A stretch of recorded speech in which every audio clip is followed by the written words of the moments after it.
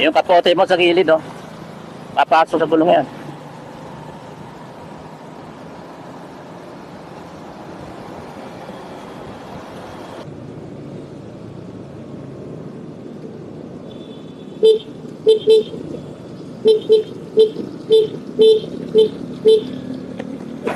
Yung kapote mo sa gilid, oh.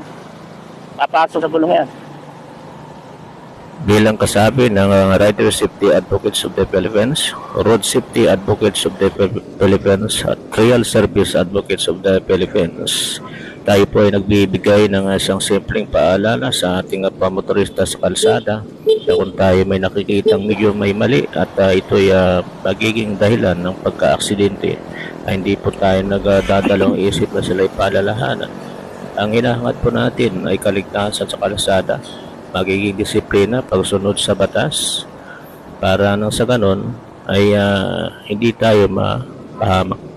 So po natin isa walang bahala ang kaligtasan dahil marami pong pamilya na nasisira ang kinabukasan ng mga anak dahil sa kawalang ingat ng ilan sa mga motorista. Kaya walayin po natin sumunod sa batas at panatili natin maging safe ang ating paglalakbay sa man tayo magpunta. Maraming po salamat at ride safe po sa ating lahat.